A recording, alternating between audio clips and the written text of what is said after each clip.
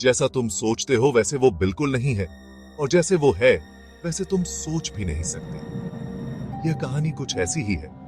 तो चलिए शुरू करते हैं एक और अनसुनी कहानी, मेरी जुबानी। यह कहानी है अनातोली मस्कविन की, जिसका जन्म 1966 में हुआ था। वो दिमाग से तो बहुत तेज था, लेकिन दिल तूफानी समुद्र सा अशांत। जब वह स्कूल में था तो अपने दोस्तों के साथ कब्रिस्तानों में घूमना शुरू कर दिया। एक दिन वह छिपकर एक 11 वर्षीय लड़की के अंतिम संस्कार देख रहा था। वह पकड़ा गया।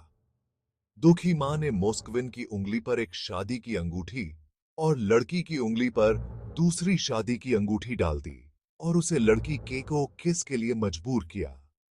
और उसे देते थे। यह घटना अनाथोली के जीवन में एक महत्वपूर्ण मोड़ साबित हुई। इस घटना के बाद मृत लोगों और कब्रिस्तानों में मोस्कविन की दिलचस्पी बढ़ गई। उसकी इस बढ़ती दिलचस्पी ने उसे एक अंधेरे रास्ते पर धकेल दिया। कुछ वर्षों के बाद अनाथोली मॉस्को स्टेट यूनिवर्सिटी में चला गया। उसने 60,000 से अधिक पुस्तकों और दस्तावेजों की एक निजी लाइब्रेरी के साथ साथ एक बड़ा डॉल हाउस भी रखा। अनाथोली को कब्रिस्तानों, मृत्यु के उपरांत की विधियों और तंत्र मंत्र में गहरी रुचि थी। 2005 और 2007 के बीच अनाथोली ने एक भयानक परियोजना शुरू की, जो अंततः उसकी अपराध की गहराई को प्रकट करेगी। कई कब्रिस्तानों में मृतकों के नामों को भर्ती करने के लिए काम पर रखा गया।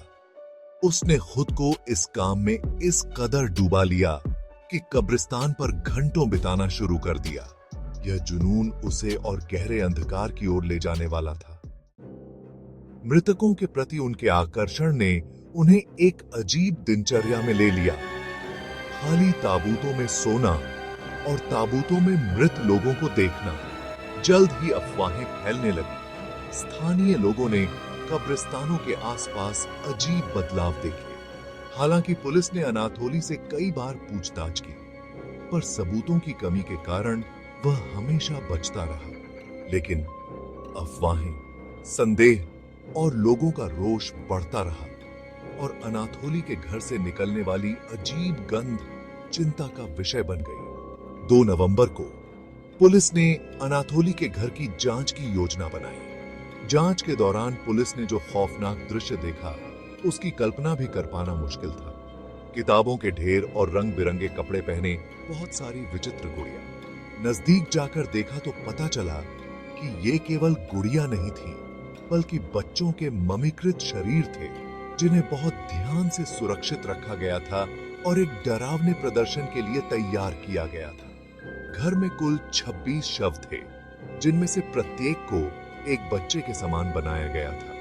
कुछ के भीतर संगीत बॉक्स लगे थे, ताकि जब मस्कविन उन्हें छुए तो वे ध्वनि उत्पन्न कर सके, और लड़कियों की आंखों में बटन या खिलौने की आंखें डाल देता था, ताकि वे उसके साथ कार्टून देख सके।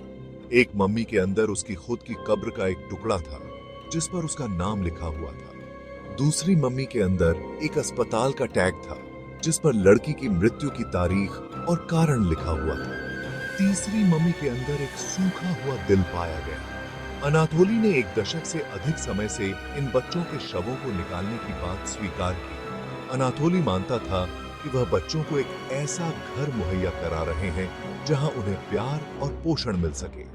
उसने इन गुड़ियों को अवशेषों से सावधानी पूर्वक तैयार किया था, यह विश्वास करते हुए कि भविष्य के विज्ञान द्वारा उन्हें एक दिन पुनर्जीवित कर पाएगी। उसका भ्रम इस विश्वास से और बढ़ गया था कि इन बच्चों की आत्माओं ने उन्हें उनकी कब्रों को खोदने की अनुमति दी थी। कोर्ट का फैसला सामने आया और मोस्कविन को मनोरोग अस्पताल भेजा गया।